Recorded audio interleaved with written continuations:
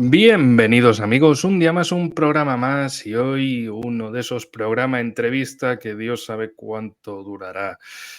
Bienvenido Carlo Pasco, una vez más, nuestro experto de confianza en asuntos raros de Europa más allá de Italia hacia los Balcanes, que podremos hablar de eso con mucho gusto. Siempre estoy atento a todo lo que vas comentando sobre Rumanía y que tanto miedo da por las situaciones que, bueno, pueden desarrollarse por ahí. También podemos hablar en el día de hoy sobre Georgia y ese partido de vuelta de la ley de agentes extranjeros. También podemos hablar, si quieres, de Georgia, de Azerbaiyán y Armenia. Podemos hablar de los acontecimientos tan al borde del ataque de nervios en Oriente Medio. Podemos hablar de tantas cosas. En primer lugar, darte la bienvenida una vez más para los nuevos en el canal. A lo mejor no le conocéis. Hemos hecho unos cuantos programas directos. Programa entrevista, perdón, en el pasado, y es un gusto tenerte de vuelta porque los programas anteriores podían durar horas y horas y horas de entretenimiento, de ración geopolítica espectacular. Así que, en fin, bienvenido y te paso la Muchas pelota. gracias, muchas gracias. Pues un placer estar de vuelta tras bastante meses, sea por tu cosas de laborales y bueno, también mía. Ahora encantado de poder ir a mirar y hablar sobre todo de los acontecimientos en Georgia, que es un acontecimiento muy importante, lo de la aprobación de la ley de agentes extranjeros. Por fin se llegó a publicar oficialmente en el Boletín Oficial del Estado de Georgia, por lo cual seguramente se va a imputar también en un proceso político en el Parlamento la presidenta de Georgia, que tiene doble nacionalidad, como pocos saben. Sí, sí, démosle un poquito más de contexto a Salomé Zurabishvili, porque resulta que era de nacionalidad francesa, ¿verdad? Correcto. Y fue nacionalizada georgiana en la época de ese personaje llamado Mikhail Saakashvili, el de la Revolución de Color del 2003, y ella en 2004 fue nacionalizada georgiana y empezó en política como su ministra de Exteriores, la ministra de Exteriores de Saakashvili. En fin, ya sabemos de dónde viene entonces la astilla y el palo. Correcto. Por lo cual, bajo el punto de vista de Rusia, esta región muy importante para la estabilidad de sus fronteras en la zona sur que conecta con el Oriente Medio es fundamental, aunque queda una zona muy, muy caliente que es Armenia y Azerbaiyán. Justamente en Armenia se han empezado a retirar, bueno, en el confín, en Nagorno-Karabaj, las tropas de paz rusas la semana pasada han empezado justamente a retirarse, por lo cual hay que esperarse un poquito de todo. Sinceramente, dudo que en este momento pueda estallar más enfrentamiento. No lo creo porque de las últimas noticias que he leído estos días, justamente ambos presidentes han llegado a un común acuerdo sobre varios puntos que estaban encima de la mesa y que raro, Azerbaiyán respaldado por Israel y Armenia por Europa y Estados Unidos. Sí, concretamente por Francia, que es quien más ha metido el empeño en mostrar, bueno, en hacer política exterior y meterse en el caso de Armenia, pero recordemos que es como para demostrar que están muy preocupados, pero no van a mover ningún armamento, ningún nada, precisamente como ha señalado, teniendo en cuenta que uno de los principales socios militares de Azerbaiyán es el Estado de Israel. Y es el ojito derecho, es la amante principal del establishment estadounidense, la gran querida. Así que, bueno. Sobre todo por la presencia de tropas y de Israel en las varias bases que Mm. están en Azerbaiyán, sobre todo las bases aéreas, ¿no? La cual se está hablando que Azerbaiyán podría dejar usarlas para atacar Teherán directamente. La distancia tampoco es muy grande. Al final es lo que es la distancia mínima que necesitan, máxima que necesitan los cazas, los F-35, para poder despejar, llegar a golpear el objetivo y luego tener bastante combustible para poder volver a la base, salvo que no haya de apoyo un avión cisterna para repostar en aire. Cosa un poquito complicada porque son objetivos muy fáciles de las defensas aéreas, sobre todo considerando los varios proxies pro Irán también en el norte de Irak. Claro, ahí es la cuestión que precisamente está muy bien traída esta hipótesis. Aquí mostraba en el mapa que hay apenas 550 kilómetros en línea recta volando desde Bakú, desde la capital de Azerbaiyán, hasta Teherán. De hecho, también cabe destacar Bueno, que una de la base está más a sur, que es justamente... no, puedes ampliar un poquito el mapa. Justamente está en Sham, aquí un poquito más abajo, más arriba, perdona, más arriba. Aquí, a la izquierda, Shivan, en la zona de Shivan. por aquí más o menos. Por un poquito más arriba. Bueno, pongamos un poco más ahí. Sí, 500 kilómetros. Pero recordemos cómo son los ataques israelíes, por ejemplo, en Siria o en Líbano. Vuelan desde su espacio aéreo, o también desde el Golán ocupado, y disparan desde aquí, desde lo más cerca posible, o desde el mar hacia el interior del Líbano. Y en este caso, pues desde luego intentarían volar a lo mejor hasta aquí, hasta aguas internacionales, e intentar pues que la distancia fuera la mitad y lanzar a partir de ahí los misiles a sus objetivos. Pero me gustaría darle un poquito más de contexto, de detalle a lo de Georgia, que por cierto, en el canal tenéis vídeos del año pasado, del 2023, donde hemos tratado esa situación al detalle, actualizada, por si queréis, quien quiera desarrollar más sobre el tema, verlo ahí. En resumen, ¿cómo podemos contar aquello?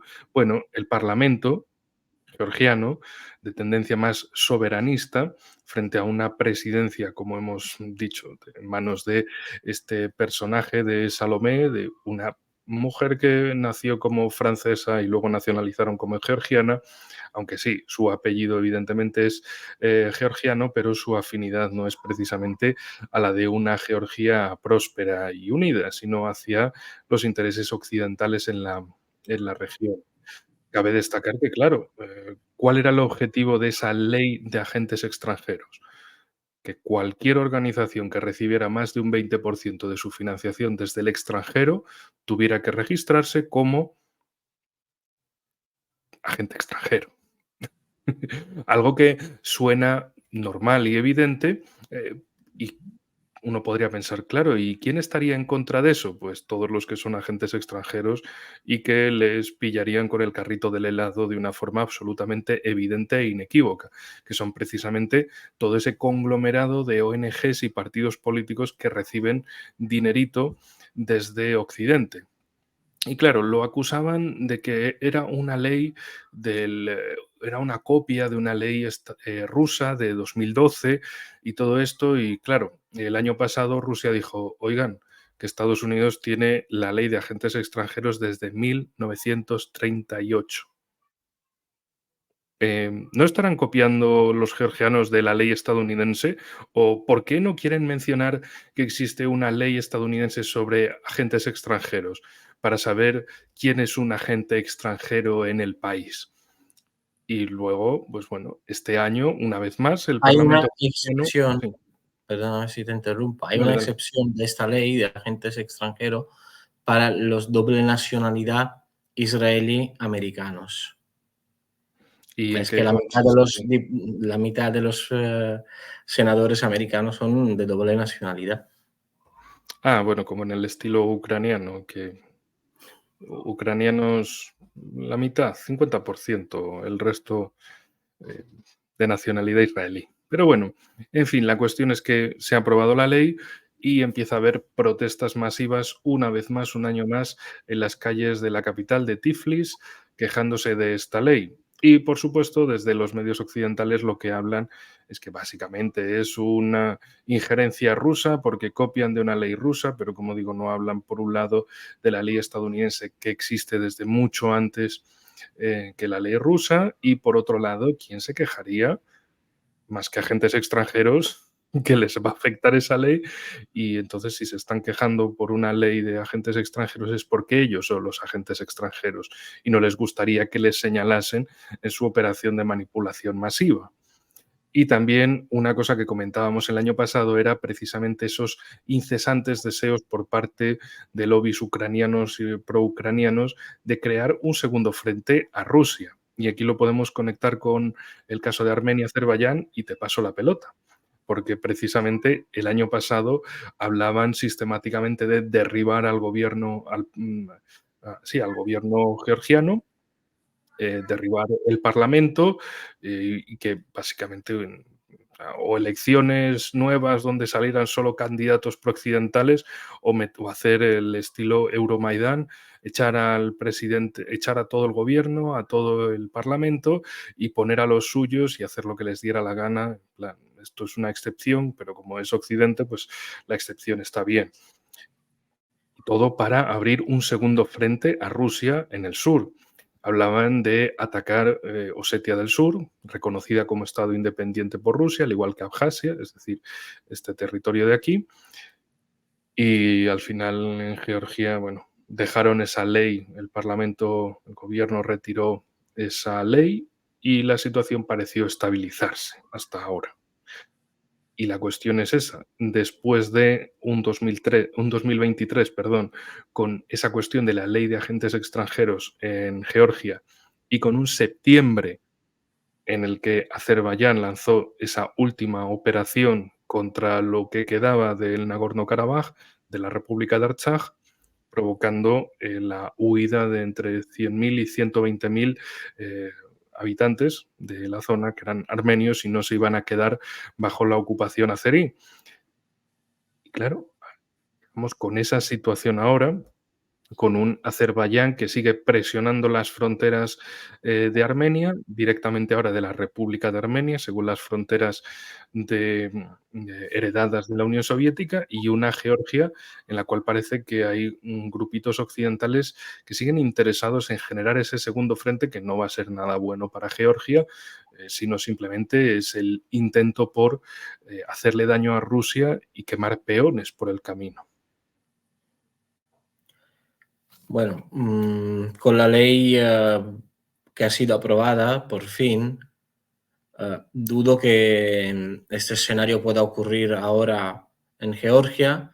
¿Por qué? Porque el presidente el primer ministro tiene el cuchillo por la parte del mango. Es decir, puede hacer y deshacer. Y da igual la figura de la presidenta porque seguramente lo que puede haber ocurrido, yo, ¿vale? Retiramos la ley de momento, la vamos modificando por lo que sea. Mientras tanto, detrás del telón vamos negociando con varios de los grupos, con los varios agentes que pueden jugar tranquilamente por ambos bandos. Sabemos muy bien que eso es bastante común, ¿no? Que se pueda pasar por el bando que tenga más interés para ellos. Y eso creo que puede haber ocurrido y que hayan ya entregado la cabeza de la presidenta y dentro de unos meses, semanas, podremos ver ya que puede empezar ya su proceso político y ser imputada y llevada directamente a prisión. Vaya, sería algo parecido que lo de Saakashvili en su momento, un personaje que acabó huyendo de Georgia porque los casos judiciales de corrupción, bueno, se le acumulaban y se acabó largando a nada más y nada menos que Ucrania y lo acabaron haciendo gobernador de la región de Odessa. Y era tan corrupto hasta para Ucrania que lo acabaron diciendo, mira, lárgate, Y es un personaje que ahora quiere dar pena por el mundo y el mundo, es decir, el occidente colectivo, pues pasa de él por completo. Porque fue un peón usado y tirado. Y hablando Bueno, de peones usados y tirados, si quieres hablamos, ya que está ahí el mapa, hablamos un poquito de Moldavia y Rumanía, que sé que son temas que te quedan cercanos, que son muy conocidos, muy familiares para ti y que hay demasiadas hipótesis de guerra en Europa y siguiendo con eso de el segundo frente, Georgia parece que no, pero quieren desde la OTAN hacer una fiesta muy fiestera en Moldavia. La fiesta de la democracia y la paz y la seguridad internacionales, ustedes ya me entienden. Básicamente fabricar una guerra y primero, antes que la guerra, hay que fabricar el relato. Hay que fabricar la comercialización de la guerra para hacerla no solo justificable, sino necesaria e incluso deseable. Y la cuestión aquí es Moldavia. Te paso la pelota.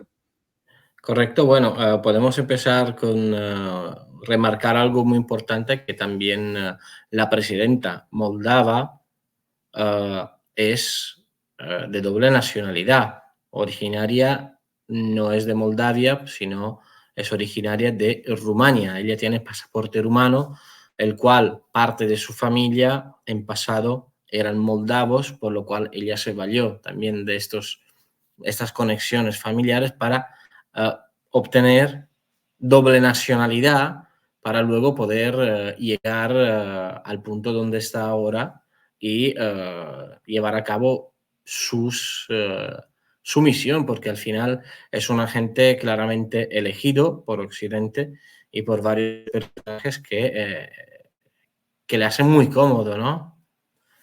La situación en Moldavia ahora es bastante calma, por decir, calma aparente, pero ya hay presencia de tropas OTAN, sobre todo americanos, los cuales con la excusa de estar dando apoyo y entrenar las tropas moldavas, están llevando directamente en la zona de Balti, en la ciudad de Balti que confina con la zona norte de la Rumania, con Iași, y se está llevando, se está transportando material bélico, armamento pesado, ¿vale? Hay vídeos, hay informaciones que este material, sobre todo tanques, artillería, se está transportando con trenes y camiones.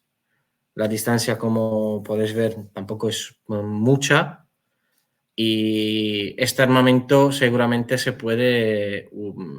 podrá utilizar en apoyo o con la excusa de que hay injerencia por parte de Rusia en la zona de Transnistria, que es una zona muy estratégica, sobre todo por el famoso depósito de armamento de la ex Unión Soviética, en Kobasna, ¿correcto? Sí, sí, sí, ya lo estaba señalando ahí porque siempre me gusta utilizar Google Maps, no por nada en especial, sino porque es lo más habitual de uso de la gente y dices, es que está aquí. Es que podéis ver el objetivo de la OTAN vamos, aquí, sin más, en una aplicación totalmente gratuita. Y recordemos también como el año pasado, 2023, desde Ucrania amenazaban con alguna clase de operación contra esa franja que es Transnistria y buscaban el objetivo de Kobasna, de ese gigantesco arsenal soviético porque ante la falta de municiones y de apoyos desde Occidente, pensaban, bueno, pues lo capturamos, entramos, asaltamos rápido, ¿no? Y nos llevamos todo ese arsenal y luchamos con todo ese armamento soviético. Pero claro, aquí también hay fuerzas de paz rusas, de la misión que quedó desde 1992, desde precisamente la guerra civil en Moldavia. Una guerra civil también, un país, Moldavia, que comparte esa guerra civil postsoviética con Georgia, donde Osetia del Sur y Abjasia se separaron de Georgia, una Georgia que proclamó su independencia de la Unión Soviética y que estas dos regiones ex repúblicas autónomas socialistas soviéticas dentro de la República Socialista Soviética de Georgia dijeron, bueno, pues si Tiflis se aleja de la Unión Soviética, nosotros nos alejamos de Tiflis. Y ahí empezó esa guerra civil. En el caso de Moldavia fue parecido, con Tiraspol, precisamente, digamos, como ciudad central, ciudad más importante de Transnistria, diciendo, bueno, pues si Chisinau se va de la Unión Soviética, nosotros nos vamos de Moldavia. Y ahí empezó esa guerra civil. En el caso de Moldavia, y corrígeme si me equivoco, duró un verano prácticamente la guerra, fue el verano del 92. Las operaciones básicamente se centraron a lo largo del río Dniester. Lo de Transnistria viene precisamente por eso. Nistria se refiere al Dniester, es decir, lo que está al otro lado del río Dniester. Que es básicamente la línea de separación entre Moldavia y Transnistria. La cuestión es que grandes ciudades industriales de Moldavia están precisamente del lado transnistrio, como Tiraspol, una ciudad muy industrial junto con Bender, están en la parte más meridional, y luego estaría en el norte tanto el arsenal de Covasna como Rivnitsa. En fin, pero ¿por qué generar un conflicto ahí también? Está lo de el segundo frente, ¿cierto? Correcto. Pero ahora no es utilizando a Ucrania, una Ucrania que parece que ya dan por muerta, por acabada, sino tirando atrás. ¿Y por qué Moldavia? Porque es importante abrir otro frente, en mantener Rusia ocupada, en defender Transnistria y quizás Gagausia, que también en esta zona. Ya que lo mencionas, cuenta más a la audiencia de Gagaucia. Yo lo voy señalando en el mapa. Bueno, en Gagausia el líder político de la región se reunió justamente hace un mes y medio con Putin en Moscú, solicitando apoyo y que la zona, los ciudadanos sean reconocidos como ciudadanos rusos, en efecto, para poder avalerse de la ley de protección de los ciudadanos rusos en el extranjero, igual que ocurrió en Crimea, de tal manera para poder luego poder justificar una intervención militar por parte de las tropas rusas.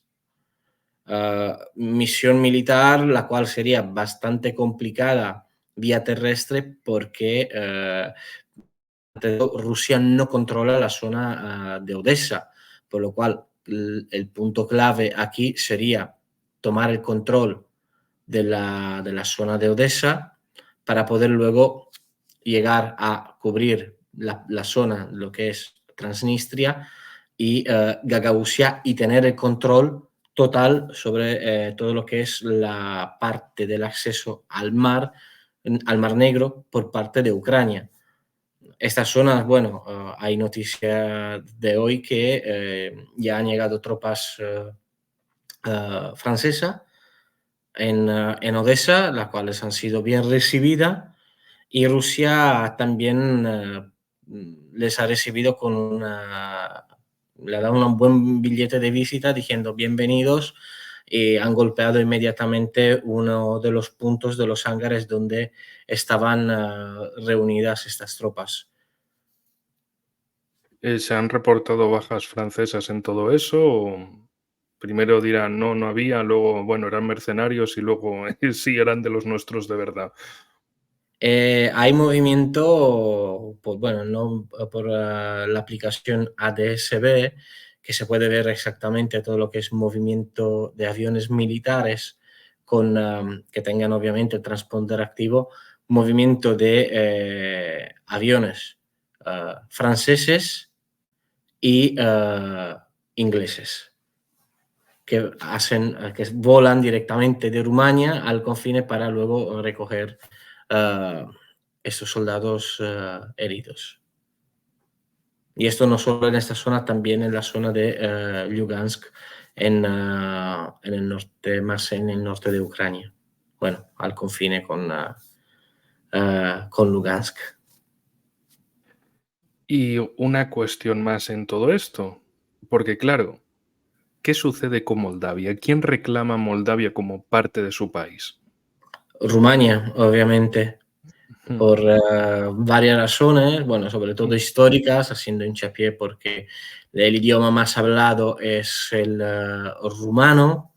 mm. Eh, en parte el territorio de Moldavia sí ha sido históricamente controlado por Rumania, pero en pequeña parte, y la otra parte remanente era parte de Ucrania y de todo lo que era la antigua Unión Soviética, ¿no? Obviamente parte de Y el imperio ruso, y porque del Imperio Ruso. precisamente si uno va a la capital, a Chisinau, y se queda aquí en el centro de la ciudad, los dos monumentos más importantes, la Catedral Metropolitana, la construyó el Imperio Ruso en la década de 1830, así como el Arco del Triunfo, hechos para celebrar la victoria contra los otomanos en la guerra de 1812, si mal no recuerdo. Y en ese momento Rusia acordó con Valaquia, con el que luego sería la base del reino de Rumanía, que yo te doy, Rusia te consigue territorios en el sur y tú me das esta parte. Y en Valaquia dijeron, vale, y a partir de ahí luego siguieron, Rusia siguió presionando contra el Imperio Otomano y a Rumanía le dio más territorio en el sur, pero esto para Rusia. Es decir, sí, efectivamente es población de esa Moldavia medieval, una Moldavia que, por cierto, es tanto de este lado como de esta parte. Eh, Correcto. es decir, es mucho, es como región de la época medieval, es muchísimo más grande. De hecho, se llamaba el Voivodato de Moldavia, quizá, el Voivodato de Moldavia, de Transilvania y de Valaquia, como las tres partes fundamentales de Rumanía, de la Rumanía histórica, y esa gran Rumanía que existió mm, tal como la reivindican los nacionalistas rumanos, es Rumanía, pero no simplemente esta Moldavia de la época soviética, sino precisamente con la costa, que es toda la antigua Besarabia y parte de la región de Bucovina. La cuestión ahora es, y vamos con la hipótesis, si las fuerzas moldavas atacan Transnistria, y esto significa atacar a tropas rusas, y significa que haya una respuesta rusa sobre Moldavia, y Rumanía quiere unirse con Moldavia y lo toma como opción excepcional, y las tropas rumanas entran en Moldavia, significa que tropas de un país OTAN entran en un país no OTAN y puede haber un choque entre tropas rusas y tropas rumanas, es decir, entre tropas de la OTAN con Rusia. Y, y de Y hecho ya se entonces, preparó el posible escenario que se votó hace 3 semanas en el Parlamento de Rumania una ley que aprueba al Estado Mayor y al Ministerio de Defensa bajo directo control del presidente, aprueban y conceden aprueban el uso y el despliegue de tropas rumanas en territorios extranjeros. En este caso, bueno, es obvio que el referimiento a es para Moldavia. poder luego justificar la Moldavia, correcto. Claro, y entonces eso qué, una guerra entre la OTAN y Rusia por Transnistria y Moldavia, ¿sería esa la cuestión? De hecho, déjame hacer un poquito de descubrimiento de noticias, ¿no? Porque precisamente Carlos siempre me pasa muchas notas sobre lo que acontece aquí de medios rumanos y sinceramente acojonan las noticias cuando en medios rumanos aparecen tanto políticos como militares a decir que se están preparando hospitales de campaña, una logística de sanidad militar para un conflicto no simplemente de alta intensidad, sino un conflicto químico, bacteriológico y nuclear. Es decir, y ahora justo que se está estrenando la serie de Fallout, basada en ese videojuego precisamente de una guerra nuclear entre China y Rusia, perdón, entre China y Estados Unidos, y que la gente acabó en refugios y todo eso, y caníbales y más historias. En fin, claro, son noticias que acojonan, porque ya no es simplemente decir, bueno, la guerra no cambia nunca de los videojuegos, y la guerra no es como en el caso de España en relación con estos teatros de operaciones, que el gobierno español sigue hablando de sí, sí, guerra, pero dices, bueno, a ver, entre el centro de España y estos sitios hay 2.000 kilómetros, 2.800, 3.000 prácticamente, es decir, quedan lejos, pero para Rumanía sería su misma frontera. Y, en fin, ¿qué es esto? Explícanos un poco más sobre el asunto, porque claro, es prepararse para una guerra literalmente y pensar que va a afectar tu suelo directamente, que no es una guerra de mandar tropas a otro sitio o hacer hipótesis absurdas como un personaje cuyo nombre no quiero recordar, pero su tuit se hizo bastante viral hablando de que si hoy no detenían a Rusia, en 20 años nuestros hijos estarían recibiendo culatazos de los rusos en trincheras en Alemania, y la gente diciendo, ¿qué cojones? ¿Vamos a ir a luchar por Alemania? ¿Tú estás loco? Pero bueno, más allá de eso, claro, la cuestión es que hablamos desde España y una cosa es las taradeces del gobierno Sánchez y compañía, y otra cosa es para Rumanía, que la guerra la dan por hecho en su misma vecindad y que también tiene salida al Mar Negro.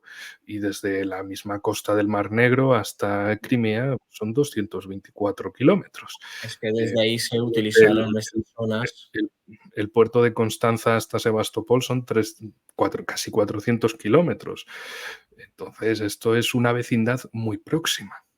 Y en Constanza hay también la base militar, bueno, de Rumania, sobre todo ahora, utilizada por lo que es todo las tropas OTAN, que es el Mihaico Gălnicianu. Es una base muy estratégica porque conecta directamente el puerto con la zona militar y sobre todo con la base aérea, donde hay varios cazas de guerra desplegados y también helicópteros de las fuerzas especiales, las cuales en varios casos han sido vistos y reflejados por radares volando directamente de territorio rumano hacia la zona de Odessa. Vamos, que sería la preparación de literalmente ese segundo frente, pero no en una zona como Georgia, donde no habría un territorio de respaldo, es decir, no habría operaciones en profundidad, porque una vez pasada Georgia, pues solo te queda Azerbaiyán, Armenia o Turquía, o peor todavía, te quedaría Irán y el Mar Caspio del otro lado, pero aquí sería un territorio en profundidad hacia todos los Balcanes, hacia Y Europa se está Central. utilizando, y se está utilizando también todo lo que es el acceso al Mar Negro, visto que el canal, el estrecho del Bósforo está cerrado y controlado por parte de Turquía, que no deja entrar ningún buque militar de forma oficial, obvio, en el Mar Negro, pero hay siempre la opción del Danubio, que es un río navegable y obviamente no por buques de guerra de gran tonaje, pero de buques de lanzacohetes y de intervenciones especiales. Y esto O precisamente esos famosos drones navales que sirven para hostigar a la han sido flota rusa transportados del a Mar través Negro. del Danubio. Han sido vistos entrar directamente por la zona del Danubio. ¿Y también sabes qué hace frontera en el Danubio? Ucrania y Rumanía. Bueno, tú lo sabes seguro, simplemente lo decía para, sobre todo los que nos escucháis desde fuera de Europa, Es desde el nuestra confine querida natural. Hispanoamérica, y efectivamente la región de Odessa termina aquí, haciendo frontera con el Danubio. El Danubio que llega hasta los confines más internos de Europa, por ejemplo, a Viena, Bratislava, Budapest, Belgrado, o no, Bucarest no, pero más al sur sí precisamente va el Danubio. es un río navegable, es la gran arteria del continente europeo. Y efectivamente, ¿qué pasaría? Es una hipótesis que me he hecho muchas veces. ¿Por qué tienen tanta obsesión con Odesa desde la OTAN? Aparte de porque es el gran puerto de Ucrania en el Mar Negro, pero ¿por qué tanta obsesión por Odesa? ¿Qué pasa? Que si los rusos toman Odesa, ¿cómo iban a hacer? Aunque, por así decirlo, dijéramos, toman desde Kharkov que está aquí, hasta Odesa. Pongamos que hacen solo esto. Ya han dejado a un territorio gigantesco que digas, bueno, pues se queda más recluido a una cosa así. Vale, muy bien. Tienen un territorio más grande, pero ¿y de dónde van a sacar todo lo que exploten de ese territorio ucraniano remanente? No lo van a poder sacar por mar directamente y de forma gigantesca en barcos, que son los que tienen mayor capacidad de transporte, sino que van a tener que intermediarlo por quién. Por Polonia, una Polonia que no es muy confiable porque sus camioneros, agricultores se pueden poner a hacer protestas, como en Hungría, como en Eslovaquia, y por dónde los podría sacar. Por Rumanía, precisamente tener que pasar los Cárpatos de alguna forma y luego que llegas a Serbia o tienes que pasar por Hungría intermediando por Rumanía, es decir, cualquier explotación salvaje de recursos naturales, es decir, agrícolas, minerales, energéticos, que quieran hacer desde esos fondos buitre y compañía que han tomado Ucrania, no lo pueden hacer si no es por Odesa, de una forma directa y masiva, por barco. Si los rusos les joden la fiesta, pues menuda putada para sacarle rentabilidad a esto. Por lo tanto, esperan que al menos el frente se quede, aunque sea algo así, y ya está. Que el Dnieper haga de frontera en gran parte y la otra sea una frontera terrestre por aquí, ya está. Y a ser posible, o que incluso pues, el frente quedase así, eh, y a los rusos, pues ya está. Queda esto y todos estos recursos de Ucrania se canalizasen a través de Odesa, de ahí al Mar Negro y al Mar Mediterráneo y a llevárselos a todas partes. Pero claro, también hay otra cosa que hemos comentado, es el Danubio. Precisamente si Rusia llegase a Odesa, acabaría llegando no solo a esta zona de Transnistria, sino también a lo que hemos comentado antes, Gagauzia. Gagauzia que pediría su integración en Rusia, una Rusia que estaría aquí, ahora.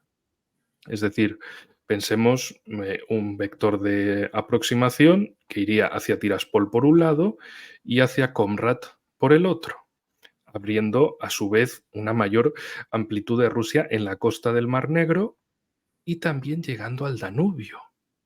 Las entradas y salidas marítimas, fluviales en este caso, que llegasen a Rumanía o que saliesen por Rumanía a través del Danubio, estarían con Rusia en una de las orillas. ¿Y por qué digo esto? Porque si nos vamos hacia el norte se habla mucho de esa ruta del Ártico. Claro, desde Estados Unidos y compañía lo que quieren hacer es lo posible para joder la ruta del Ártico a Rusia. No simplemente para que Rusia la utilice, eso es lo de menos, sino para que Rusia sea el intermediario que permita el tránsito de los buques desde Asia-Pacífico hacia los puertos de la Europa Central, hacia los industrializados puertos de Europa Central, hacia los industrializados mercados de Europa Central, y claro, Rusia sería ese intermediario, y eso no les gusta. Pero si a Rusia le bloquean el Ártico y tiene esa patita en el Danubio, puede decir, como me jodáis en el Ártico, os jodo el Danubio. Entonces es la disuasión de siempre, lo de tú haces una cosa y te vas a llevar otra, haces una cosa que duele, te vas a llevar otra que duele. Por eso es tan importante esta cuestión de Odesa. Y ahora te paso la pelota. Bueno, ya creo que hemos tocado todos los puntos importantes. También hay los puntos históricos que seguramente tú conocerás mejor que yo sobre por qué Odesa, por quién ha sido fundada y del por qué es una Hombre, ciudad muy cara al pueblo ruso en sí. mm, y Y por ahí un te paso el español, José de Rivas, precisamente. De hecho, es también absolutamente absurdo. La ciudad fue aquí. Italia también, ¿eh? También tuvo influencia de arquitectos italianos y Sí, artistas. no, de Rivas era de familia napolitana y barcelonesa, o sea, un español del Mediterráneo. Y precisamente a él le dieron la tarea bajo Caterina Haftaro y Catalina la Grande y Catalina II, de ir reconquistando toda la costa del Mar Negro que estaba en manos del Imperio Turco. Con Catalina la Grande se acabó con la amenaza de los tártaros de Crimea, que era un estado vasallo del Imperio Otomano y también del Imperio Otomano que estaba en toda esta zona.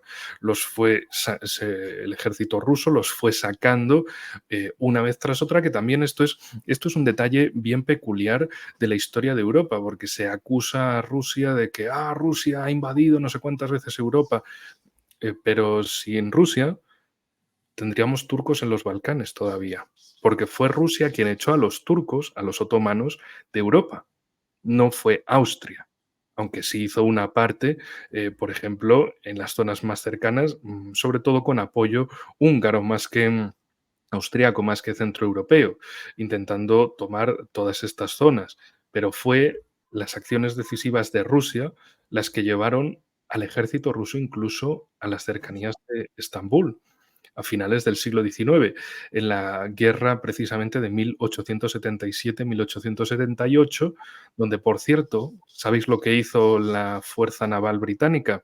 Aparecer en Estambul y decirle a los rusos, os vamos a atacar como os acerquéis aquí. Los británicos siempre tan proeuropeos, ¿verdad? Siempre tan preocupados por la Europa cristiana y todo eso, sí, es un sarcasmo, evidentemente. Rumanía, la misma formación de Rumanía o de Bulgaria, son precisamente de esa acción rusa en la segunda mitad del siglo XIX. Esto es algo que muchas veces hay como esas ideas antirrusas, etcétera, pero yo siempre a rumanos o búlgaros les pregunto, oye, ¿tu país a quién le debe la independencia? Y es como, hostia, sí, a Rusia. Entonces, ¿por qué os quejáis tanto de Rusia si existís precisamente por Rusia? Porque los rusos fueron echando a los otomanos y a sus estados vasallos al Janato de Crimea, que precisamente era conocido por el esclavismo, por los saqueos y los secuestros de población de los territorios de lo que hoy sería la actual Ucrania y también Rusia. Cosas interesantes y peculiares, ¿no?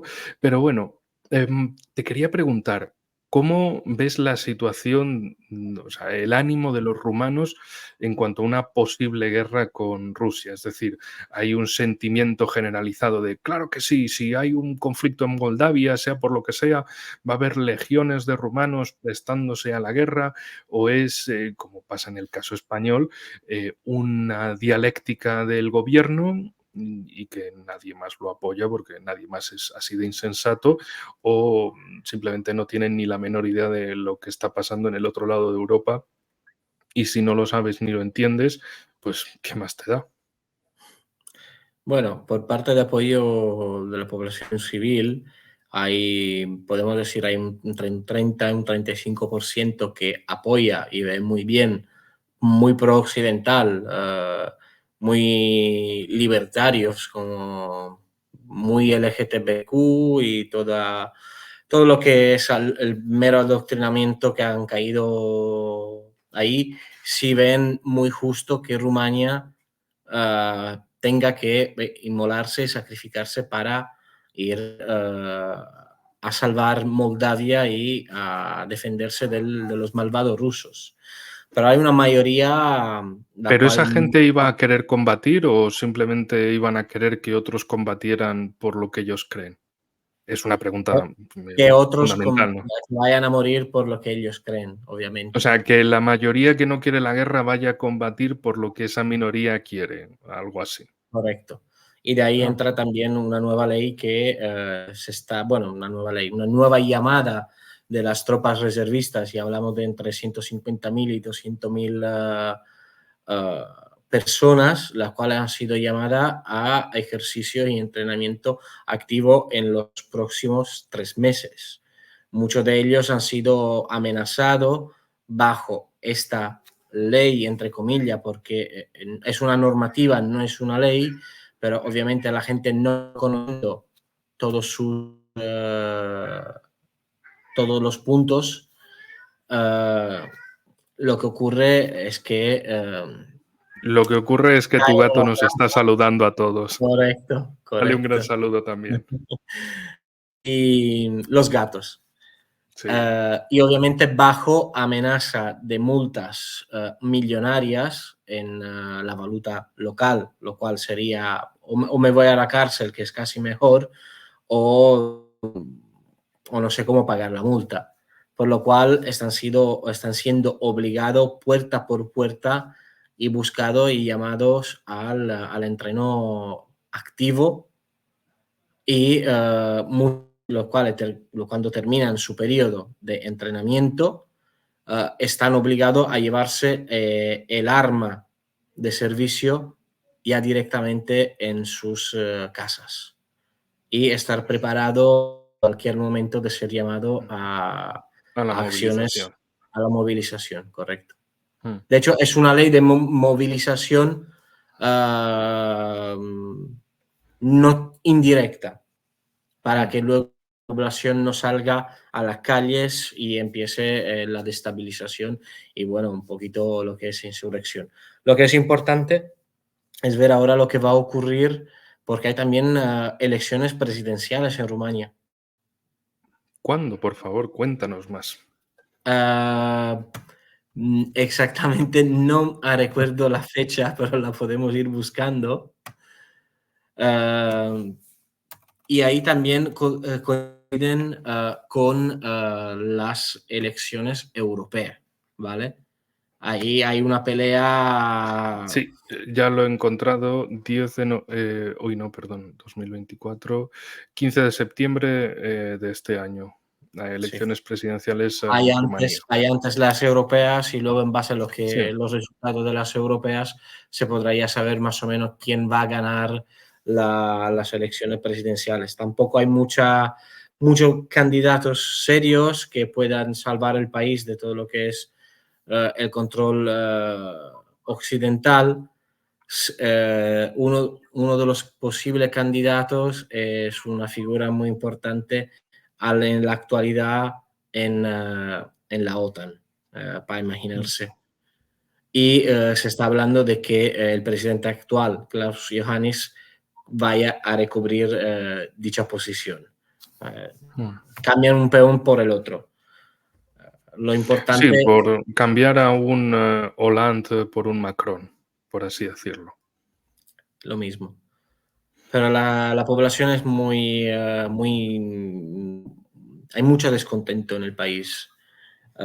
Están viendo perder todos los sacrificios de los últimos años, todas las mentiras y las falsas promesas que le iban a prometer un futuro mejor, lo Mm. cual no está siendo. Y como dije antes, la mayoría de la población está a favor de una colaboración y, y seguir colaborando a nivel económico, industrial y todo lo que sea con Rusia.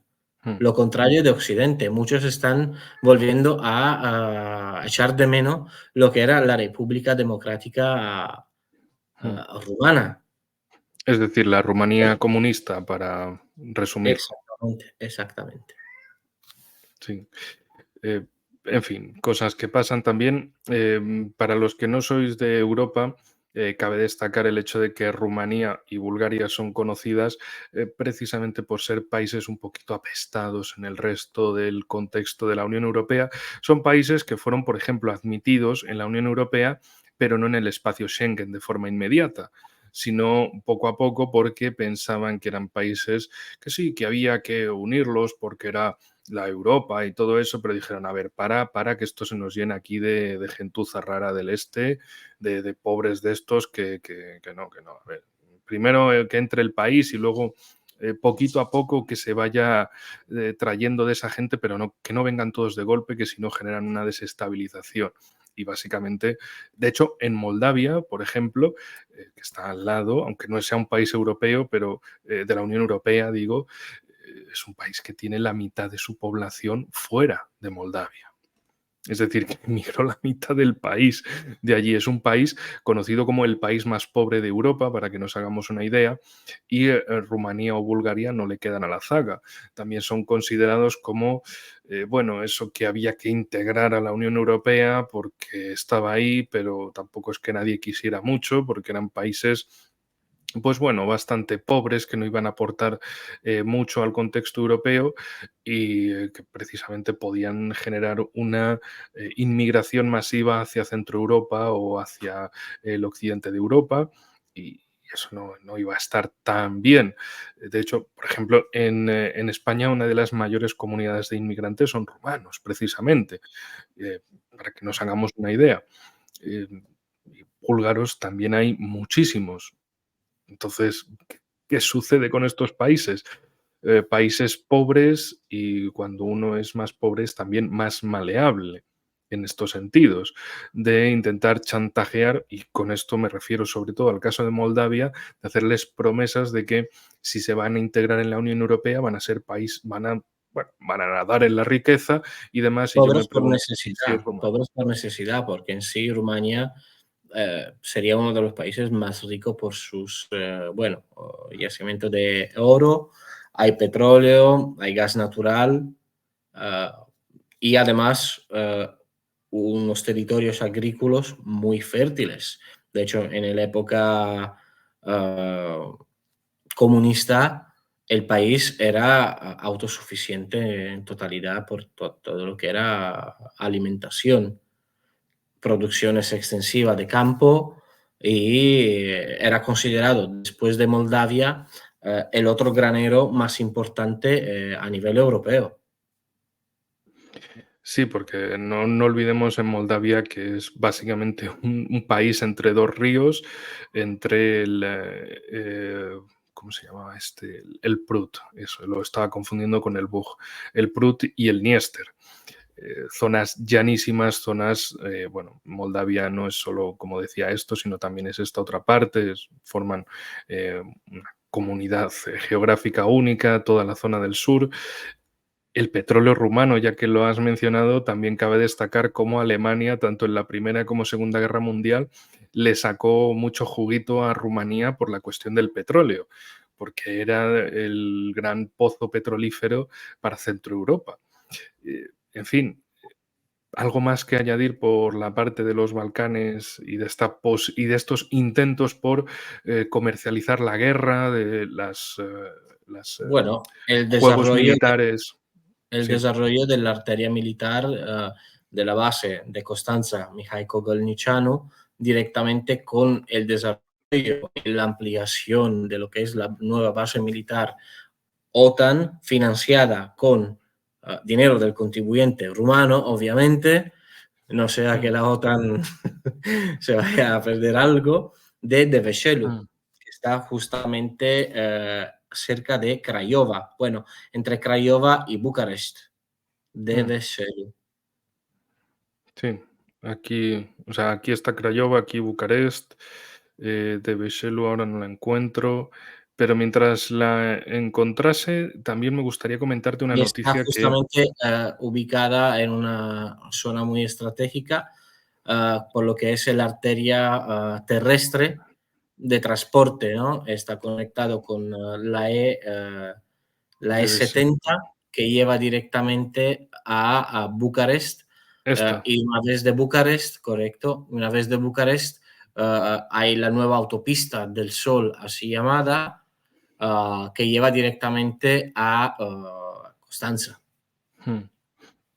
también lo que había leído era una noticia, creo que de hecho me habías pasado tú algo, había leído también de Andrew Korybko sobre la autopista de Moldavia, pero no confundir, como digo, Moldavia país con Moldavia región de Rumanía, porque era precisamente para unir la capital Bucarest por toda esta parte hacia Chernovitsi en Ucrania y llegar por este lado. Lo voy a ampliar un poco más el mapa. Sería una arteria tal que así.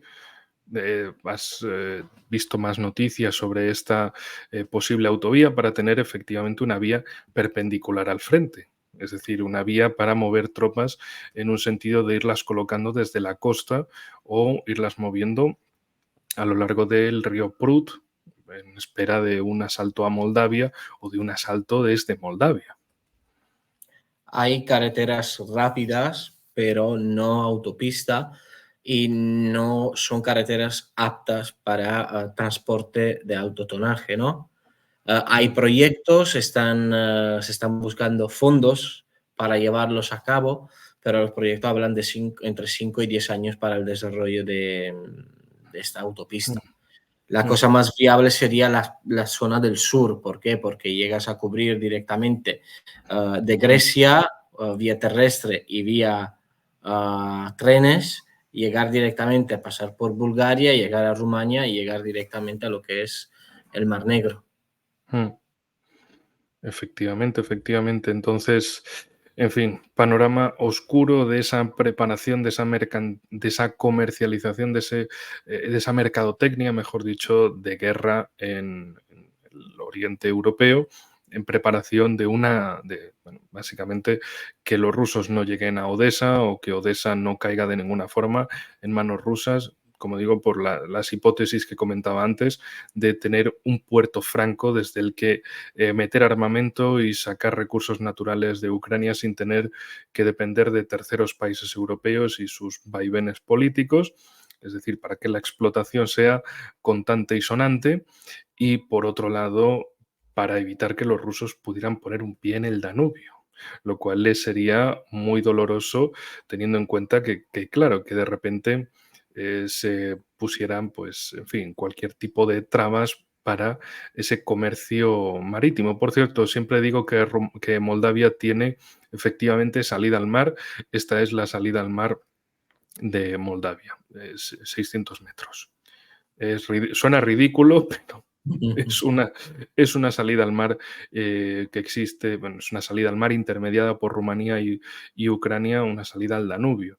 Y precisamente está en la zona sur, que es donde están las comunidades de gagauzos, de población étnicamente túrquica, pero de religión ortodoxa, como precisamente son ortodoxos tanto en Moldavia como en Rumanía. Y de hecho el idioma rumano, aunque ahora se escriba en alfabeto latino, históricamente se había escrito en alfabeto cirílico, igual que Bulgaria, Serbia bueno, o Montenegro. Bueno, la misma Grecia tiene su alfabeto, el cirílico es en parte del Imperio Bizantino, precisamente de monjes que se creó aquí, básicamente. Cirilo y Metodio, o San Cirilo y San Metodio, mejor dicho, los creadores de ese cirílico que viene de Cirilo, Kirilitsa, Kirill, en fin. ¿Algo más por aquí o pasamos, si tienes tiempo, claro que ya llevamos una hora de programita con Oriente Medio? ¿Te animas con Oriente Medio? ¿Le damos un poco? Sí, ¿por qué no? Podemos hablar de la noticia, bueno, de lo que ocurrió de la dicha respuesta por parte de Israel contra Irán, que los americanos, bueno, la prensa americana salió en pompa diciendo, no, que nosotros no hemos ido, ha sido Israel que ha llevado a cabo una operación maravillosa, pero bueno, las defensas iraní han hecho lo posible.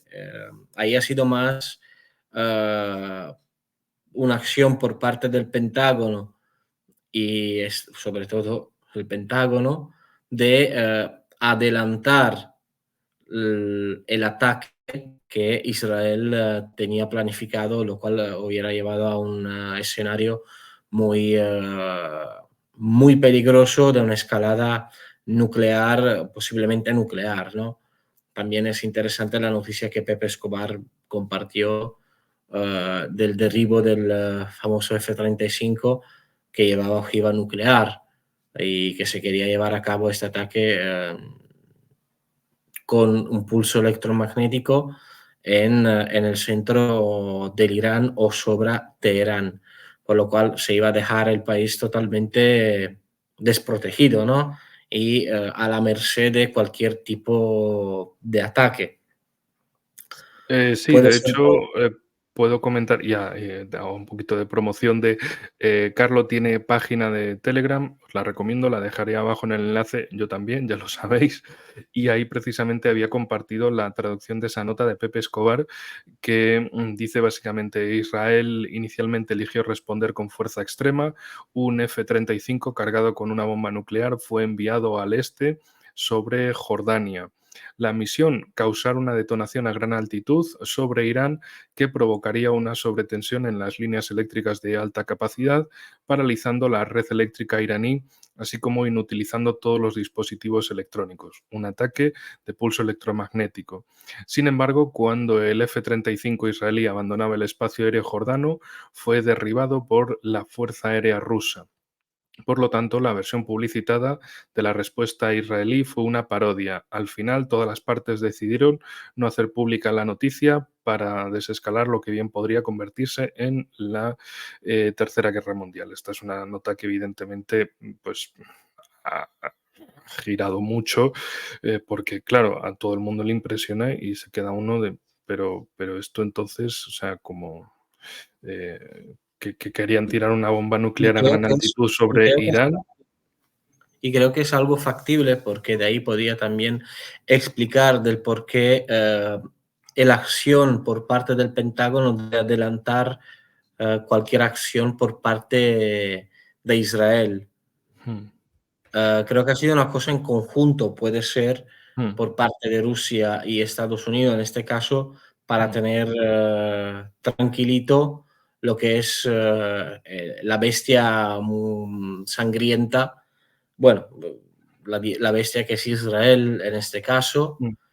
Nadie tenía interés en este momento que se hubiera abierto este frente muy, muy peligroso, por lo cual creo que lo que ha compartido Pepe puede ser muy, muy probable, porque si uno va razonando un poquito y conectando los puntos, oye, ¿por qué Estados Mm. Unidos puede haber llevado a cabo este falsa bandera al final para adelantar los planes de Israel y luego sale la noticia de Pepe? Creo que hay buena probabilidad que esto pueda ser cierto. Y de Mm. momento agradecerlo porque estamos evitando el comienzo de una tercera guerra mundial, a la Mm. cual estamos ahí que pueda caer en cualquier momento. Sí, porque hay unos detalles muy importantes y es precisamente cómo surgió toda la cuestión en torno a la guerra en la Franja de G. Lo siento, no se puede decir de otra manera, que mis colegas me han recomendado, cuidado que no te hace un bloqueo YouTube, sino que te hace una ocultación por hablar del egicidio y de la Franja de G. Pero la cuestión es que todo esto empezó no solo por sistemáticos ataques israelíes contra Gaza, sino también por, y la operación se llamaba como Operación Inundación de Al-Aqsa. Al-Aqsa es en árabe Jerusalén, y Jerusalén es en- en hebreo. Entonces, la cuestión aquí es que para los sionistas es importante eliminar la mezquita de Al-Aqsa y, bueno, incluso llevarse por delante la cúpula de roca aquí en esta parte más elevada del viejo Israel, perdón, del viejo Jerusalén. Y claro, destruir la mezquita de Al-Aqsa para construir el tercer templo de Jerusalén significaría básicamente montar una guerra contra el mundo islámico. Eh, Así, tal cual. Y es algo que, por cierto, grupos sionistas quieren hacer. Quieren ir con la táctica del salami, por así decirlo, de ir cortando rodajitas finas, finas, finas, pero al final te acabas el salami. Pues en esto lo mismo. Ir haciendo pequeñas acciones, pero muy significativas, para conseguir eliminar la mezquita de Al-Aqsa y básicamente, pues Y ahí fundamental es también lo que puede ocurrir el 22, porque tienen periodo del 22 hasta el 4 de mayo para poder dar comienzo a todo lo que es este plan bíblico, ¿no? sí. Ay, Y perdón, hago una fe de ratas automática, simplemente me equivoco. Al-Aqsa es la mezquita, Al-Quds es Jerusalén en árabe, perdón. Que no quiero, no quiero dejar el error ahí, que es que justo lo acabo de buscar y Al-Quds es Jerusalén en árabe y Jerusalén es en hebreo. Y Al-Aqsa es la mezquita que comentaba, que básicamente su destrucción para construir el tercer templo de Jerusalén, bueno, básicamente desataría una guerra entre musulmanes y judíos. bueno, Y adelante. respaldado por los evangelistas, ¿no? Que hay una corriente muy grande a nivel mundial, sobre todo también entre los globalistas, que respaldan dicha profecía, ¿no? Y uno de Sí, el estos llamado es sionismo cristiano. sí. Y esto es y en Estados Unidos es una figura clave que no sé si para nosotros o para Rusia sea una figura necesaria en este momento. Bueno, estaba hablando de Trump y de Biden. Trump es muy pro-sionista, también de los famosos acuerdos de Abraham, ¿no? Que ha sido pavimentar y preparar el camino de lo que es llegar luego a la construcción del tercer templo, ¿no? Me mantengo callado y tranquilo una buena parte de los países árabes, me mantengo buena relación entre Arabia Saudí, Jordania y todos los países árabes que sé que tengo influencia para poder garantizar más apoyo a Israel. Sí, porque era, Ahí son para claves resumir, también las elecciones sí, americanas, ¿eh? para resumirlo rápidamente, los acuerdos de Abraham eran básicamente la normalización de países árabes con el Estado de Israel, normalización de relaciones, porque evidentemente el factor, digamos, el clivaje, la fractura entre lo árabe musulmán y lo israelí occidental estaba ahí. Lo que buscaban era precisamente normalizar esas relaciones con Arabia Saudí, con Emiratos Árabes. Marruecos también se ha apuntado a eso, que no deja de ser el gran, igual que los ataques con misiles y drones iraníes mostraron que el rey de Jordania era básicamente un tipo totalmente alineado con Occidente. En el caso de Marruecos es más de lo mismo, es una élite dirigente, empezando por Mohamed VI, orientados hacia Occidente y hacia lo que diga Occidente y hacia el hecho de ser su gran intermediario en el noroeste de África, con vistas tanto al Mediterráneo como al Atlántico, como al Sáhara e incluso hacia el Sahel. Pero bueno, en fin, quedándonos aquí en Oriente Medio, ¿qué podemos esperar ahora? Podemos esperarnos a cualquier acción de momento y esperemos que no ocurra nada de tan grave que pueda llevar a un enfrentamiento directo entre Irán, Israel y bueno, y todos los otros estados y facciones que vayan respaldando ambos bandos, ¿no? Hay que ver también si los locos sionistas seguirán adelante con el plan del sacrificios de las vacas totalmente rojas. Sé que han pedido, he leído unas noticias que han pedido la autorización para poder llevar a cabo dicho sacrificio y les ha sido, y dicha petición ha sido aprobada, por lo cual Por hay que favor, esperar. desarrolla un poquito más ese tema. O sea, yo lo conozco, pero A lo mejor a la audiencia dices, ¿qué cojones están hablando ahora de sacrificar vacas en Jerusalén? ¿Esto qué Bueno, es? esto sería el comienzo de la purificación del pueblo ah, israelita judío y la preparación a la llegada a su Mesías, la cual luego sería seguida a la construcción al comienzo de la construcción de su tercer templo, justamente en la zona donde se encuentra la mezquita de Al-Aqsa. Es decir, si la operación inundación de Al-Aqsa de Hamas lleva ese nombre precisamente por las acciones de sionistas ahí y también contra Gaza, ¿qué podríamos esperar de intentar provocar más sobre eso? Pues si ya hemos tenido un conflicto que ha transformado no solo toda la región, sino también el mundo entero, porque no hay que olvidar las acciones de los hutíes desde Yemen, en esas acciones para defender Palestina, básicamente se han dedicado a bloquear aquí el estrecho de Bab el-Mandeb. Si quieres, podemos hablar ahora un poquito más sobre eso, ya que hemos visto cómo de andar jodiendo en Jerusalén, en Al-Aqsa, desencadenó toda esa situación.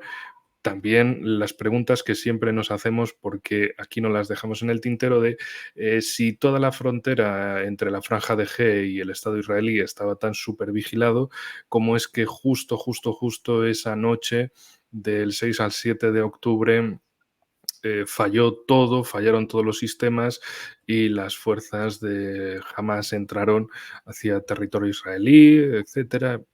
Preguntas que nadie parece que se quiera hacer, porque acabarían inculpando precisamente al mismo Netanyahu y a los mismos miembros de su gobierno, un gobierno con personajes, un tipo tan Muy oscuro, siniestro. lamentable como Ben Gvir, el ministro de Seguridad Nacional, un tipo relacionado con los grupos sionistas más radicales, los más colonialistas en territorio palestino, los más sanguinarios, hasta el punto de que precisamente miembros de esos grupitos sionistas eran capaces de asesinar a propios israelíes que no estuvieran de acuerdo con esas acciones sionistas. Es decir, no es solo un gobierno que pueda asesinar palestinos con total alegría, sino que si es preciso asesina hasta los suyos, hasta los que no sean, hasta los que sean israelíes, pero no tan radicales como ellos, para que nos hagamos una idea de ante qué tipo de gente, bueno, de gente, lo que si los consideráis gente, pues vale. En vista de eso es que, en fin. La cuestión, Yemen, ¿qué pasa por aquí? ¿O qué no pasa? ¿O quién no pasa? ¿Y quién sí pasa? No pasan, obviamente, buques que tienen relación con el Estado de Israel, el régimen sionista, y buques occidentales, sobre todo que lleven bandera o que sean registrados en Reino Unido o Estados Unidos. Buques de origen y bandera china pueden transitar tranquilamente, de cualquier otro país eh, también. Los Houthi han sido muy bien preparados, cosas que han cogido a la sorpresa todo Occidente, porque no se esperaban que fueran tan preparados, tan agresivos y tener todo el armamento para poder infligir daños relevantes. Hasta las, las naves de las marinas francesa y alemana han decidido retirarse porque por la gravedad y el alto riesgo de poder ser hundidas, ¿no? Justamente la última ha sido una corbeta de la marina alemana que dijo, bueno, nosotros nos vamos de aquí porque ya la cosa se pone muy tensa y que se apañen los americanos con los ingleses Mm. si tienen ganas.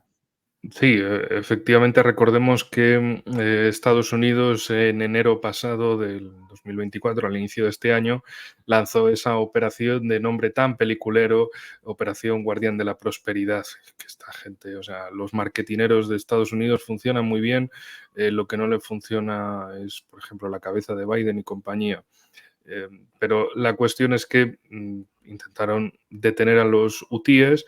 Recordemos que los hutíes están en el territorio de lo que antes, otrora antes de la unificación de Yemen, era el Yemen del norte, toda esta parte. De hecho, si trazamos una línea desde aquí al norte hasta Adén, esta línea es la columna vertebral demográfica de Yemen, es donde está la mayor parte de población, desde precisamente desde aquí, desde Sadá, de esta ciudad, hasta Adén, pasando por Saná, que es la capital de los hutis, de Ansarolá, pues es básicamente la columna vertebral demográfica de Yemen, y precisamente puertos como Al-Judaida, en manos de los hutíes, es de donde también lanzan ataques. He aprovechado para que veamos todo el territorio que pertenece a Yemen, es decir, todas estas islas que básicamente intermedian. Aquí, por ejemplo, hay apenas 20 kilómetros de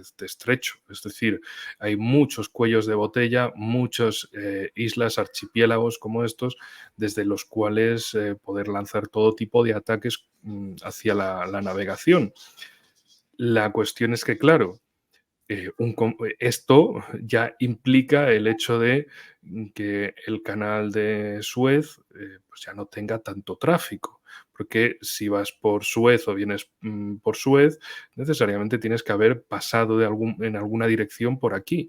Y claro, otra de las situaciones es que aquí el estrecho de Hormuz es también bastante estrecho. Tienes por aquí 53 kilómetros y por aquí no muchos más.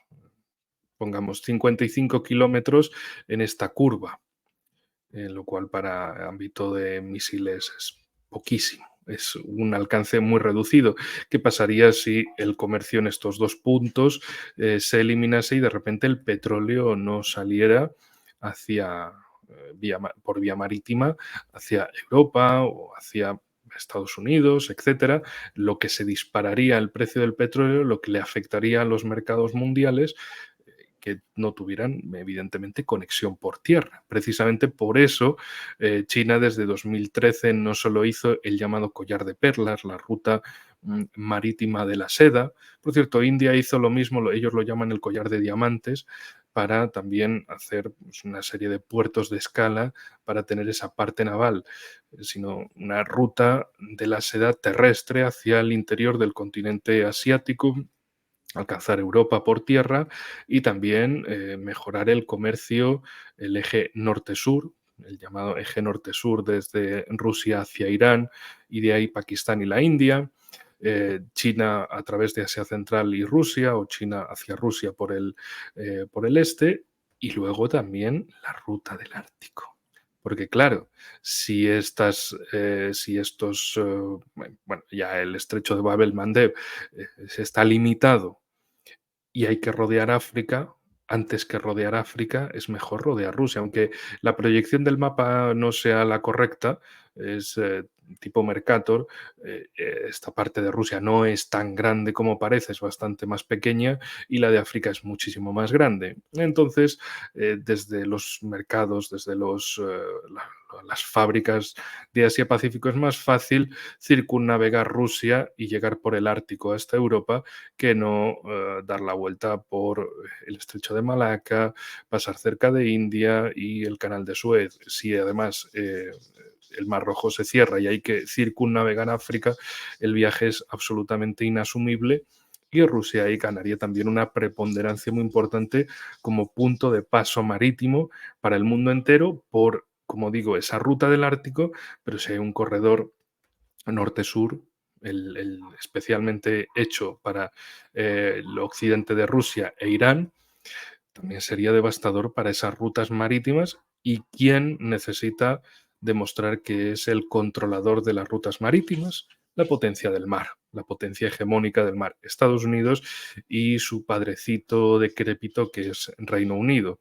Como talasocracias intentan defender su posición de controlar los puntos de paso. De hecho, el mismo Imperio Británico había llegado a Adén a finales de la década de 1830, allá por creo que 1837 o 39, no estoy seguro de la fecha, pero fue al final de esa década. Ahí se montaron el protectorado de Adén. O sea, si veis Adén como es básicamente un puerto natural, no solo es por su posición, es también por su posición respecto a los demás puntos marítimos, sino también por su forma que básicamente estas son dos posiciones de montaña perfectas para que en esta bahía o incluso aquí puedan entrar y estar buques a seguro, a cubierto de los fuegos enemigos o de tormentas, en fin. Por eso los británicos fueron a buscar Adén y de hecho hay una gran diferencia geopolítica en Yemen y es el llamado Yemen del Norte y Yemen del Sur.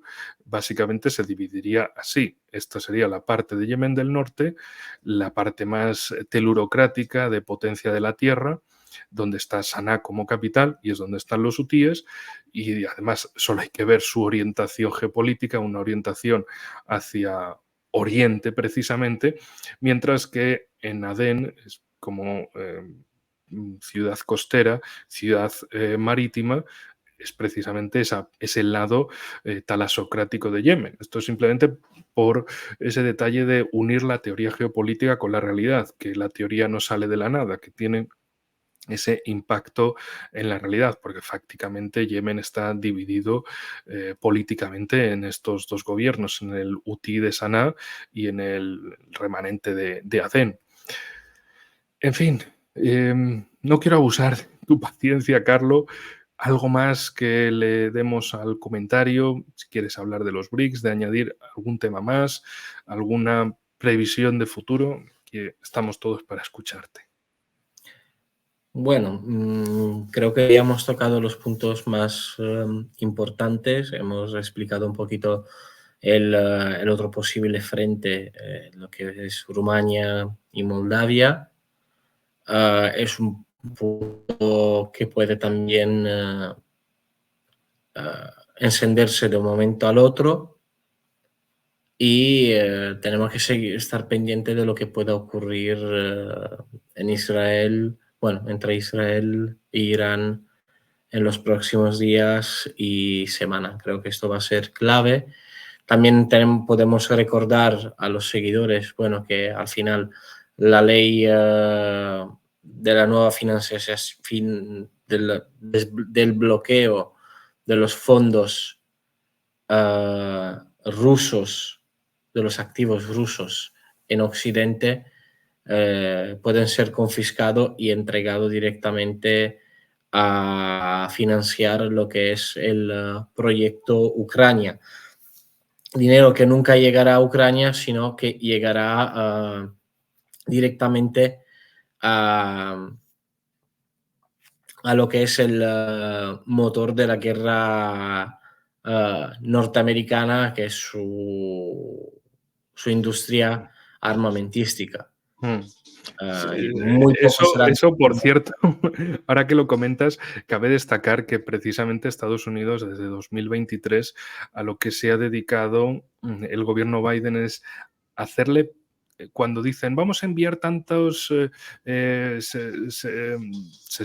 600, 6.000 millones de dólares, ahí va, vamos a enviar dinero a Ucrania. Y luego miras la letra pequeña y no, es un contrato para el complejo militar industrial de Estados Unidos para que el gobierno estadounidense le compre una nueva producción de armamento para enviar a Ucrania, que llegará cuando llegue.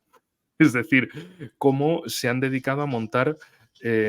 Por cierto, Rodolfo saluda desde la distancia. Hoy es que he cerrado la puerta y está ahí empujando, está en plan hooligan del fútbol, queriendo tirar la grada abajo, pero os mando un saludo en la distancia. En fin, la cuestión es cómo desde Estados Unidos se dedicaban a hacerse contratos a sí mismos, pero no diciendo que era un contrato del gobierno, un contrato de Washington, del establishment de Washington para el complejo militar industrial de Estados Unidos, que tiene tanta relación con el propio gobierno de Estados Unidos. Lo de las puertas giratorias en Estados Unidos, si en España os parece mucho, o en vuestros países, lo de aquí es multimillonario, es un desfalco descomunal, bueno, también con el complejo financiero como el famoso fondo BlackRock y Larry Fink tiene a consejeros entrando y saliendo de sus oficinas y de la Casa Blanca, haciendo un pase de modelos políticos. En este caso, efectivamente, como dices, Hay que yo también. recordar también Sí. que el señor Trump es muy amigo íntimo de Larry Fink. Y si, es decir, si gana Biden, pues todo bien, si gana Trump, pues todo igual de bien. Y la cuestión, sí, efectivamente, ese dinero que le sacaría, ese dinero congelado a Rusia, si se lo entregan, entre comillas, a Ucrania, evidentemente va a ir a los grandes complejos occidentales. Yo creo que a Estados Unidos se va a llevar la parte mayoritaria, mientras que a Europa le van a dejar una parte minoritaria para que diga, oye, pon a Rheinmetall a hacer armamento, pon a empresas francesas a hacer armamento y todo eso, y sobre todo para que el pecado también esté En con Rumania vosotros. también se está reactivando una fábrica que ha sido cerrada en los últimos 20 años. Se han recibido ya los fondos y los planes de la reactivación de de una parte de la industria armamentística de Rumania, en este caso, que sería destinada a la preparación y de armamento para lo que es artillería y armas largas, cartuchos, sobre todo. Vamos, un intermediario local de hecho, podemos ver que en cuanto a extensión es de los países, bueno, yo diría que el país más grande en la Europa balcánica, con diferencia. Y tiene además el espinazo de los Cárpatos para separar, digamos, un teatro de operaciones más llano, como es el de la antigua Valaquia, y tener, digamos, un núcleo, un bastión en la zona de Transilvania. Sí, existe una zona que se llama Transilvania. Yo sé que muchos lo sabrán, que por desgracia debido a Hollywood, dices Transilvania y es como, ¿qué cojones? Te estás inventando el sitio. ¿Cómo va a existir Transilvania? Eso es de las películas, no. Lo de las películas lo sacaron de aquí. Transilvania existe, los transilvanos también y no son Drácula. Que eso tengo algunos conocidos de por allí, dicen, no, sí, yo soy de Brasov, precisamente donde está el llamado castillo de Drácula. Castelbran. Sí, y no somos vampiros, lo siento. Estamos aquí de día y no nos pasa nada, no chupamos sangre. Pero bueno, más allá de esa broma, además que Rumanía es un país tanto histórica como naturalmente espectacular, que es muy recomendable visitar, pero parece que quienes lo quieren visitar ahora son gente con ganas de guerra, con ganas de que, igual que Ucrania se ha ido a la mierda gracias a las gestiones de Estados Unidos y al colaboracionismo de una élite surgida del Euromaidan, pues ahora también, oye, ¿y si quemamos Rumanía? Pues sí, total, no se va a quemar nadie en Washington por ella. Y Otra todavía cosa sigue siendo. interesante en Rumania es la actividad y la presencia de la embajadora americana en Rumania. Está apareciendo por todos los lados, en los medios de comunicación, alabando, ay, qué bien Rumania, uno de los mejores partners de Estados Unidos en los Balcanes. Últimamente, esta semana, se fue a visitar la base militar de Mihai Cogălnicianu, animando a las tropas rumanas a defender lo que son los confines de la OTAN. En fin, pobre país, pobre gente. Si todo es clave lo que puede ocurrir ahora a las elecciones europeas, también en clave también para España, porque se han abierto varias listas, varios partidos más independientes, alguno que puede ser más disidencia controlada para dividir aún más la población, otros no. Va a ser interesante. porque si van a ocurrir algunos cambios significa que no tienen todo este control de lo que ellos tanto quieren demostrar, ¿no? Sí, una guerra no se prepara de un día para otro, necesita años y años y años. Desde el punto de vista estadounidense, lo que están jugando es a la guerra en la cancha ajena. Entonces, lo que pase por aquí, pues no les importa mucho y sigue estando todavía también lejos de París o Berlín. Por ejemplo, desde Berlín hasta el frente estarían a 1000 kilómetros, lo verían aceptable, como bueno, es una guerra lejos, a 800 kilómetros prácticamente de la frontera con Ucrania, aunque ellos la verían más hacia Kiev, y en fin, aceptablemente lejos, y en el caso de París, pues todavía mucho más lejos les quedaría la guerra.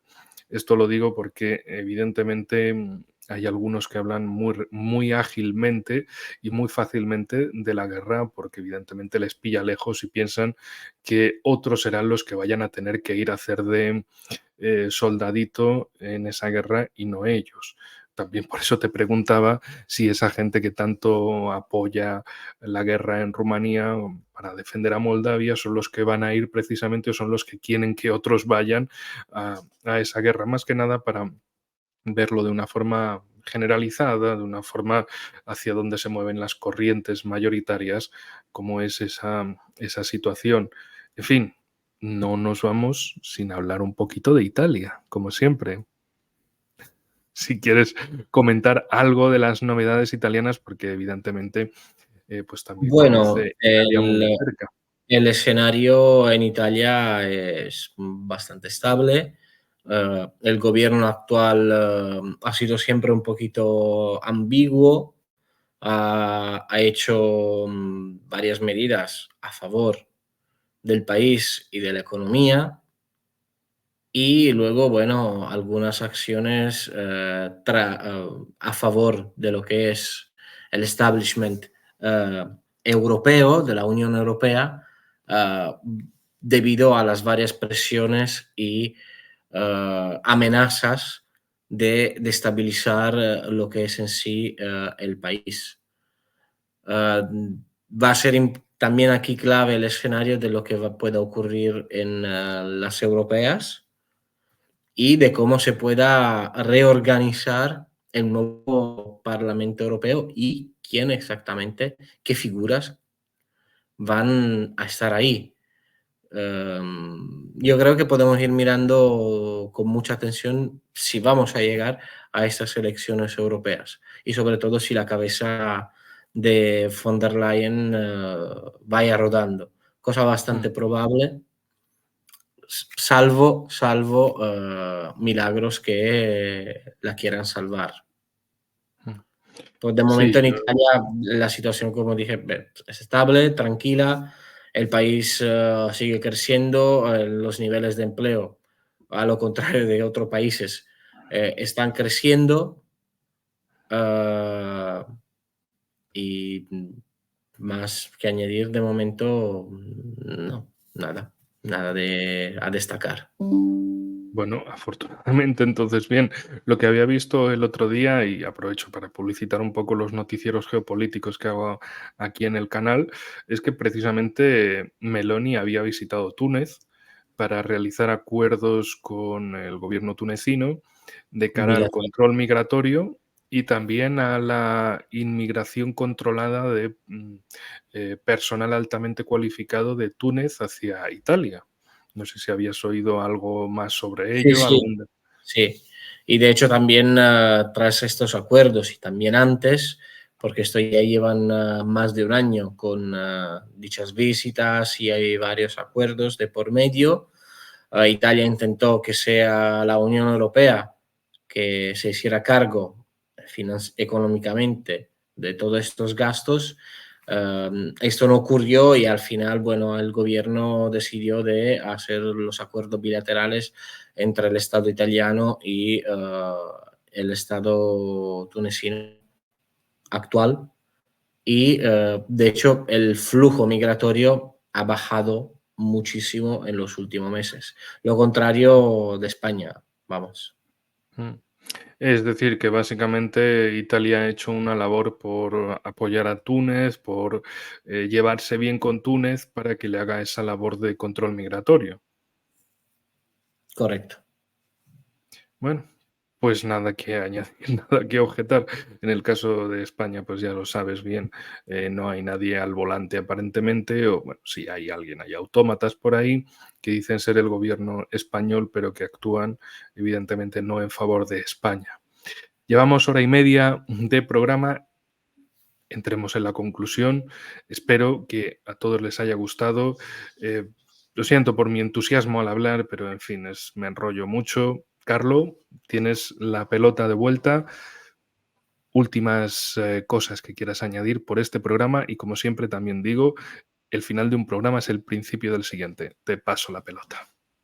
Bueno, antes de todo agradecer a tus seguidores, a mis seguidores que al final vamos compartiendo y nada, esperemos de que hasta el verano no vaya a ocurrir nada de tan grave que no nos permita de poder viajar y de podernos ver en San Petersburgo, ¿no? Este verano, en junio. Sí, esperemos, esperemos. En San Petersburgo, en Moscú, en el Kremlin, dándole la mano a Putin, o yo qué sé, la vida es tan rara a veces. Pero sí, esperemos que haya encuentros geopolíticos y que haya esas infaltables raciones geopolíticas emitiendo, imagínate tú, desde el Kremlin, lo que iban a decir algunos. Jo, qué bien, y otros, jo, cuánta leña De la Plaza para Roja. tanta conspiración. Sí, sí, uf, algunos se pondrían las botas desde sus sótanos con sus gorritos y sus perchas haciendo conspiraciones sin salir del sótano. Pero bueno, en fin, sí, yo también espero todo eso porque no hay que olvidar que a principios de este año, desde Davos y desde la Unión Europea nos prometieron una nueva pandemia o una nueva guerra y bueno, si ya en 2020 tuvimos pandemia y en 2022 guerra, ahora nos prometen un 2 por 1. Esa es una oferta que es mejor rechazar, evidentemente, para la salud de todos, aunque ya sabemos que al mando de ciertos países no parece que no hay gente, parece que hay psicópatas. En fin, por lo menos sigamos actualizándonos sobre la situación, sigamos pudiendo contarla y también siendo ese enfrentamiento tanto ideológico como material en muchos casos frente a un sistema que nos quiere abocar hacia una guerra, porque bueno, la guerra es su negocio y cuando la guerra es el negocio de ciertos mercaderes, pues evidentemente la paz es lo contrario a su beneficio de negocio. En fin, y siempre intento mostrar en todos los vídeos, y te lo agradezco también por ayudarme con eso, en esta tarea, para mostrar que precisamente hay bueno, escenarios donde a algunos les encanta hablar de vamos a abrir segundos frentes, vamos a hacer guerras y todo eso, pero sobre todo que se hagan lejos de donde viven esos tan habladores y que vayan a morir otros que no sean esos tan habladores. Para hablar están los de la élite y para morir están los de la plebe y parece que ese es su juego sangriento. Si quieres añadir algo más, si no, nos vamos y Nos volveremos muy vemos. pronto. Vamos a Pues nuestros gatos que nos reclaman. sí, sí, sí, Rodolfo, está como loco aquí. En fin, amigos, hasta la próxima, cuídense mucho. Hasta la próxima.